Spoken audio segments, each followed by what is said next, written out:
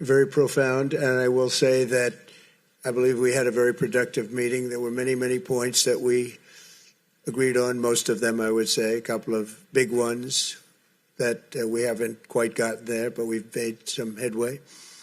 So there's no deal until there's a deal. I will call up NATO in a little while. I will call up the various people that I think are appropriate, and I'll, of course, call up President Zelensky and tell him about today's meeting. It's ultimately up to them. They're going to have to agree with what Marco and Steve and some of the great people from the Trump administration who've come here, Scott and John Ratcliffe, thank you very much.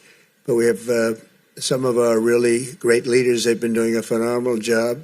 We also have some tremendous Russian business representatives here, and I think everybody wants to deal with us. We've become the hottest country anywhere in the world in a very short period of time, and we look forward to that. We look forward to dealing. We're going to try and get this over with. We really made some great progress today. I've always had a fantastic relationship with President Putin, with Vladimir.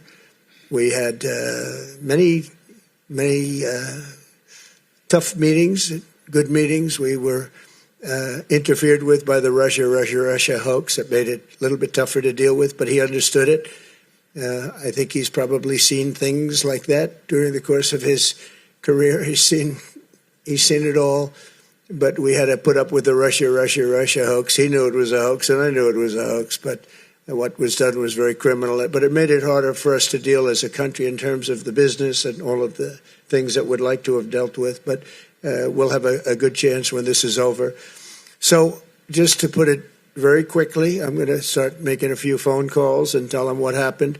But we had an extremely productive meeting, and many points were agreed to.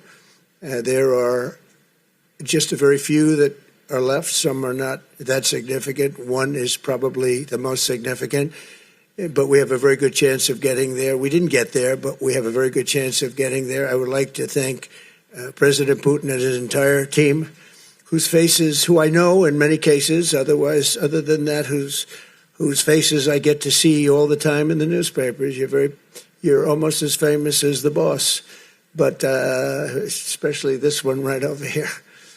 But we had some good meetings over the years, right? Good, productive meetings over the years, and we hope to have that in the future. But let's do the most productive one right now. We're going to stop really 5, 6, 7,000, thousands of people a week from being killed, and President Putin wants to see that as much as I do. So